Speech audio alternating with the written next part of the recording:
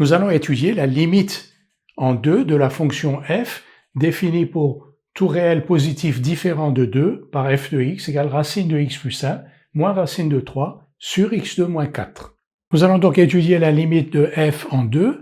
F s'écrit sous la forme du quotient de deux fonctions, donc un numérateur, racine de x plus 1 moins racine de 3, et un dénominateur, x2 moins 4.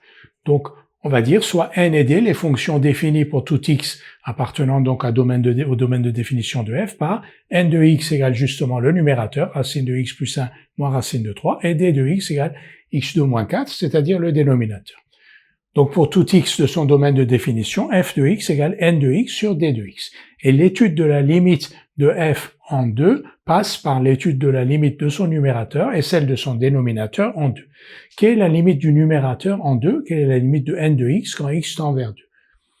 2 n'est pas une borne du domaine de définition de n de x. Limite de n de x quand x tend vers 2, c'est tout simplement n de 2. Et n de 2, quand on remplace x par 2 dans l'expression de n de 2, c'est racine de 3 moins racine de 3, c'est donc 0. Et de la même manière, limite de d de x quand x tend vers 2, c'est tout simplement d de 2, 2 au carré moins 4 est égal à 0. Donc, notre fonction f, quand on étudie sa limite en 2, la limite de son numérateur est égale à 0, celle de son dénominateur est aussi égale à 0. Donc, l'étude de la limite de f en 2 conduit à une forme indéterminée de la forme 0 sur 0, indétermination que nous allons lever tout de suite. Nous allons maintenant lever l'indétermination en utilisant successivement deux outils. Le premier, que l'on utilise quand on a des racines, il faut penser à l'utiliser, c'est l'utilisation de l'expression conjuguée ou de la quantité conjuguée.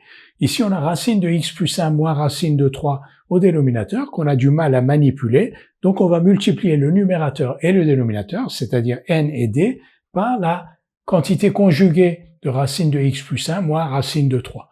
J'ai indiqué expression conjuguée comme on a des x. Et quelle est l'expression conjuguée de racine de x plus 1 moins racine de 3? C'est racine de x plus 1 plus racine de 3, comme vous le savez.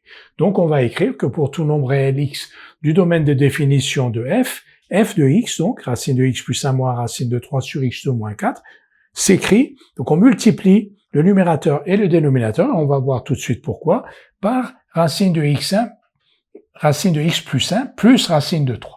Vous voyez? Donc ici, je multiplie par racine de x plus 1 plus racine de 3 au numérateur et au dénominateur. Au numérateur, racine de x plus 1 moins racine de 3 fois racine de x plus 1 plus racine de 3, une identité remarquable, a moins b fois a plus b, ça fait a2 moins b2, ça fait donc x plus 1 moins 3. Et x plus 1 moins 3, c'est x moins 2. Et x moins 2 est plus facilement manipulable que racine de x plus 1 moins racine de 3. Et on voit tout de suite que x égale 2 est racine du polynôme du premier degré, x moins 2. Et au dénominateur, on le laisse comme ça, x2 moins 4 fois racine de x plus 1 plus racine de 2. Maintenant, on va utiliser le deuxième outil à notre disposition, qui est de factoriser par x moins 2 au numérateur et au dénominateur. On avait du mal à factoriser par x moins 2 quand le numérateur était sous la forme racine de x plus 1 moins racine de 3. Là, la factorisation est donnée directement. Il suffit maintenant de factoriser le dénominateur par x moins 2, puis de simplifier, ce que nous allons faire tout de suite. Nous allons maintenant utiliser l'autre outil qui est la factorisation qui est à notre disposition. Nous allons factoriser le dénominateur, donc x2 moins 4 par x moins 2. x2 moins 4, c'est x moins 2 fois x plus 2, ce que nous avons écrit ici. Donc f de x égale x moins 2 sur x moins 2 fois x plus 2 fois racine de x plus 1 plus racine de 3. On simplifie par x moins 2, f de x est donc égal à 1 sur x plus 2 fois racine de x plus 1 plus racine de 3. Et maintenant, on va déterminer la limite de f de x quand x tend vers 2 en calculant la limite de son numérateur qui est égale à 1 et celle de son dénominateur. Elle est égale à 4 fois 2 racines de 3, c'est-à-dire 8 racines de 3. Et donc l'indétermination est levée et limite de f de x quand x tend vers 2 est tout simplement égal à la valeur donc 1 de son numérateur et la valeur de son numérateur pour x dénominateur, pour x égale 2, on a dit qu'elle était égale à 4.